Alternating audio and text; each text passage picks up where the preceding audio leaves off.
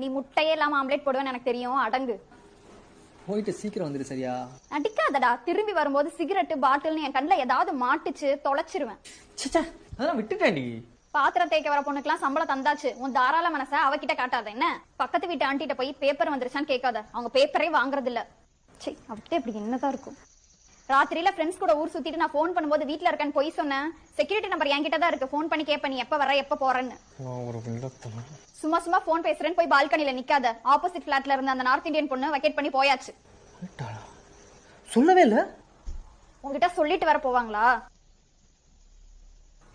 தலை வலிக்குது கால் வலிக்குதுன்னு சாக்கு சொல்லிக்கிட்டு டாக்டரை போய் பார்க்காத. என்ன அந்த நர்ஸு கிட்ட நீ வலியறது அந்த டாக்டருக்கே தெரிஞ்சிருக்கு. நெட்டில கண்ட கண்ட படத்தை பார்த்து உடம்ப கெடுத்துக்காத. நீ நினைச்சாலும் பார்க்க முடியாது, வைஃபை பாஸ்வேர்ட மாத்திட்டேன். திட்டாத, உன் மைண்ட் வாய்ஸ் எனக்கு கேக்குது. என் தங்கச்சிக்கு போன மாசமே பர்த்டே முடிஞ்சிருச்சு. சும்மா நடுராத்திரில கால் பண்ணி விஷ் பண்றேன்ற பேர்ல. ஹலோ ஹலோ, எவ்வளவு நேரம் வெயிட் பண்றது? எங்க இருக்கே நீ? அன்னைக்கு ஒரு நகை கடையில வைர நெக்லஸ் பார்த்துட்டு நல்லா இருக்குன்னு சொன்னல.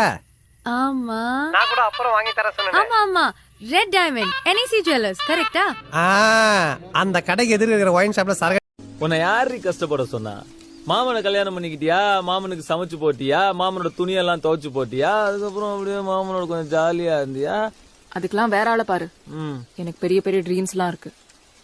நான் போய் சேர வேண்டிய இடத்துக்கு போயிட்டே இருப்பேன். ஆத்தாடி, அந்த ட்ரீம்ல நான் இருக்கேனா?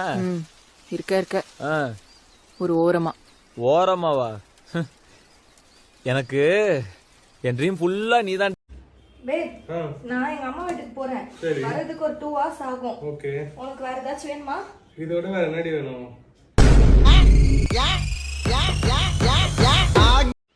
இவ பொம்பளை ரவடியாச்சே. லா பாயிண்ட்ஸ் எல்லாம் நிறைய பேசுவாங்க சகல. சரி நீங்க பேசிக்கிட்டு இருங்க, நான் பின்னால ஒளிஞ்சிருக்கேன்.